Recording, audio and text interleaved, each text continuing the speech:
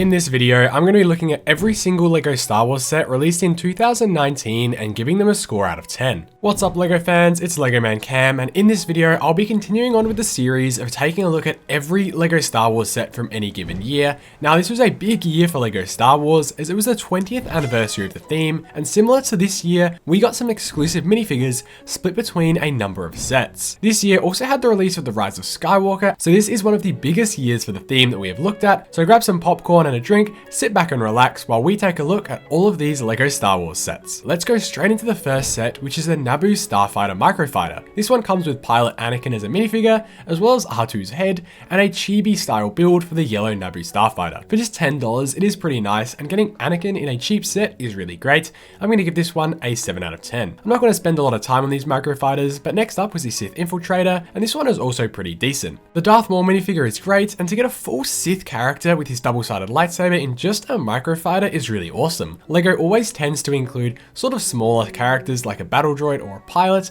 but it was great to see them actually include Darth Maul himself in this $10 set. Anyway, the build is good enough. It does look a little bit wonky though, so I'm going to give this one an 8 out of 10, just because I think the minifigure is really great for only $10. Next we have the Elite Praetorian Guard Battle Pack, and this is one that I really like. The Praetorian Guards were highly sought after the release of The Last Jedi, and since they'd only appeared in Snoke's throne room previously, it was great to see them here, even if they were missing those skirt pieces. The two variations in helmets were cool too, and the build was mostly fun as it gave you the ability to dual look characters, similar to one of the smaller dual sets like the Duel on Mustafar or Starkiller Bas. There's also a small training droid, which actually includes a red lightsaber, which I always thought was pretty cool. Anyway, I did already score this set in my ranking every battle pack video, where I gave it an 8 out of 10. There was then the Inferno Squad battle pack taken straight from Star Wars Battlefront 2, which had been recently released at the time. The figures included Iden Versio, the main character from the game, as well as 3 more Inferno Squad members. All the figures are really amazing here. My only complaint is that we didn't get a spare helmet for Iden to put on. You only get her hairpiece. That way, if you bought multiples of these sets, you could put the helmet over Iden so that she could look like just another regular trooper, even though you probably wouldn't want an army build these ones too much. The build for the speeder is actually pretty usable and looks quite unique compared to a lot of other battle pack builds. This one was also in my other video where I gave an 8 out of 10. Moving on, we have the Escape Pod versus Dubac Microfighter, which honestly is a really weird combination. However, it does kind of work. The highlight here is by far the minifigures, as the Sand Trooper actually remained exclusive to this set and is now worth nearly $30, which is more than this whole set retailed for back in 2019 at just $20. You also get both R2-D2 and C-3PO, which means there kind of is an extra minifigure than what you would expect for a Microfighter 2-pack. The builds aren't great here though. The Dubac is cute enough, but honestly has nothing on a full molded looking Dubac, and then the Escape Pod is just not a ship that I think anyone really wanted in microfighter scale either. The Sand Trooper is definitely the highlight of this set, so I'll be giving it a 7 out of 10. We now get into our first regular playset of the year, and this is the Death Star Escape. I think this is one of the weaker $30 playsets from LEGO Star Wars, with such great entries like Darth Vader's Transformation Chamber, Arcto Island, and the Carbonite Freezing Chamber. This set just looks pretty clunky as it is trying to depict a hallway inside of the Death Star. The idea is there and it does have the swinging feature, but it just doesn't look very good, with some red Technic elements sticking out too, which make it look kind of ugly. The minifigures are quite nice here though, and it is one of the absolute cheapest ways we ever got a new Hope style for Princess Leia, which definitely doesn't go unnoticed. However, this one is just not for me, so I give it a 6 out of 10. The next set is one from Revenge of the Sith, and this is the Droid Gunship. This set is very similar to the 2014 version, but it does include some updated minifigures with 2 more accurate Kashyyyk style battle droids, as well as Yoda and Chief Tarful, who I think always looks really good. For the actual build itself, it again is very similar to the one from 5 years ago, and I'm surprised that they made a remake in such a short amount of time. Anyway, at $50, I do think this one is a little bit overpriced, so I'll give it a 7 out of 10. The perfect counterpart to this set is then of course the AT-AP Walker, a $60 set with almost 700 pieces, and another great representation of this vehicle from the Battle of Kashyyyk. The 2014 version was really nice too, but this one improves in a few key areas, particularly the forward lean. The figure selection is good enough, however I would have liked some kind of interesting Jedi to be included here. Maybe an updated Luminara could have been thrown in. The minifigures that are included here are 2 more Kashyyyk droids who are nice to get again, as well as Chewbacca and a Kashyyyk Scout clone, but the best figure is of course Commander Gree, who looks great again, with very minimal differences to his 2014 counterpart.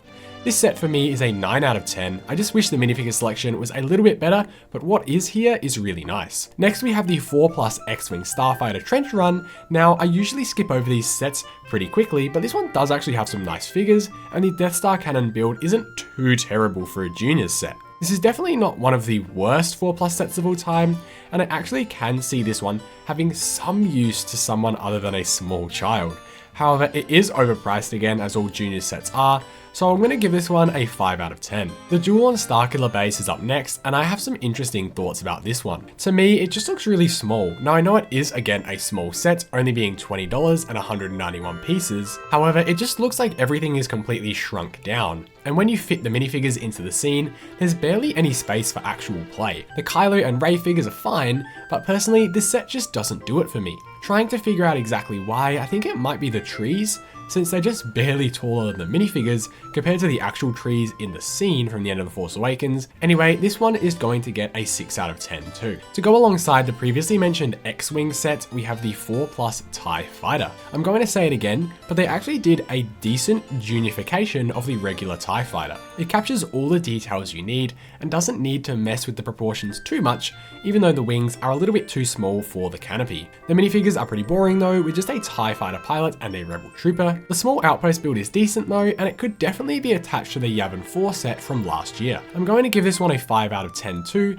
since I usually would give 4+ sets like this a 2 out of 10, but these last two actually do have some usefulness in my opinion. Speaking of 2 out of 10s though, the next sets on the list are the action battle sets, beginning with the Endor Assault. Now I mentioned these in one of my forgotten LEGO Star Wars set videos from a while ago, however these sets are honestly just really bad.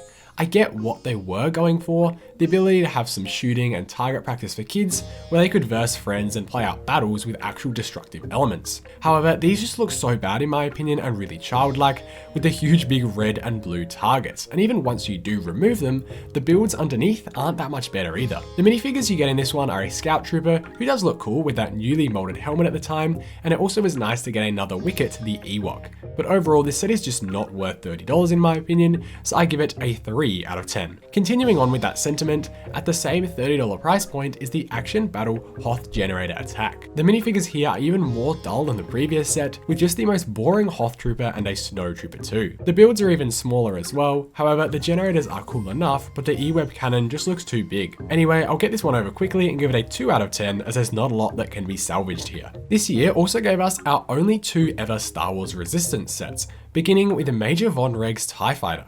This set just looks awesome to me. A red TIE Interceptor is something that must have been really fun to design, and it looks great when physically put all together.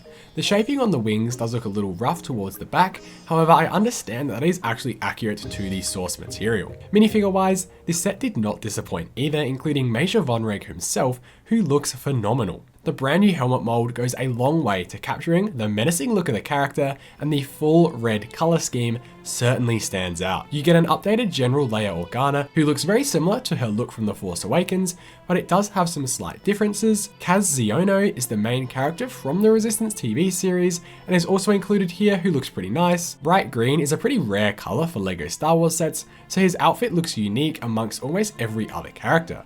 The two-toned new hair mold looks great as well, however his face print is just a reuse, and it would have been better to get a more expressive and more accurate look. Lastly, there is the droid R1J5, who is apparently also known as Bucket. This is a really wonky looking figure using the smaller body but longer legs, and the third leg almost doesn't get used unless you have the figure on a significant angle. It does look accurate to the show though, and the new prints for the body, head and helmet all look nice. The problem with this set comes from the fact that it is $70. With just 500 pieces, this seriously suffers from the TIE Fighter tax that LEGO always seems to put on any TIE based sets. Think back to the TIE Fighter from The Force Awakens or the TIE Dagger from The Rise of Skywalker. All TIE sets are all super overpriced.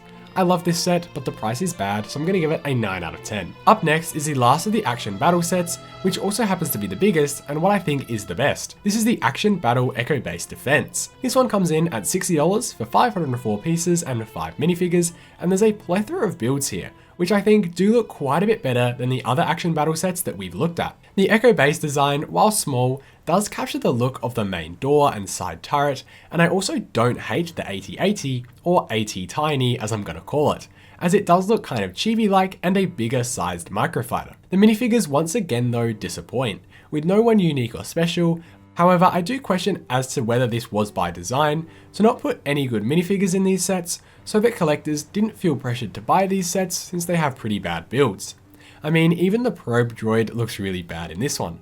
This is the best of a bad bunch, but I still don't like them, so I'm going to give it a 4 out of 10. The other Resistance set is up next, that being the black AceTIE Interceptor. The design of this ship is actually really sleek looking, and I love the box design for it. It's a much smaller TIE, but one that looks like it's perfect for speed and agility, and could be used for a stealth mission. The minifigures are quite cool too. Similar to General Leia Organa, you get a new version of Poe Dameron, which is similar to his look from The Force Awakens, but it does have a lighter orange look. But the best figure here is Griff Halloran, who includes a really well-made TIE fighter pilot helmet with some white paint details which make it stand out amongst all the other TIE pilots. He also comes with a swappable hairpiece, which I always love to get. You then get an extra BB-8, which has still appeared in plenty of sets, but it is a relatively cheap way to get him. The TIE fighter tax though does apply here, as this set is $50, where it should most definitely be $40 tops. As although it has close to 400 pieces, the ship is still very small, and it does not look like $50 worth of value. I like this one a lot too,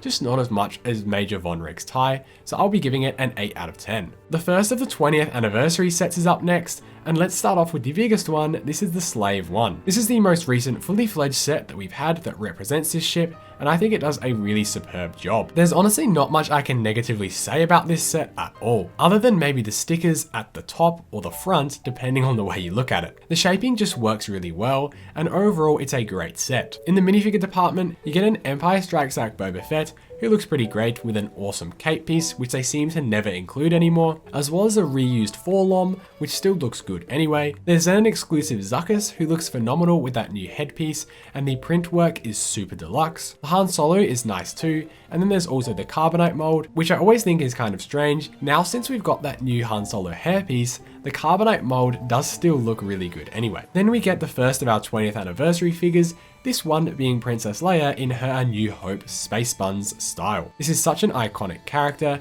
and it works really nicely as an anniversary figure. Overall, this set is definitely a home run, but its price is just a little bit too high, so this is a 9 out of 10 for me. Quick pause, editing man Cam here. This video goes on for so much longer, and it's going to end up being about 28 minutes.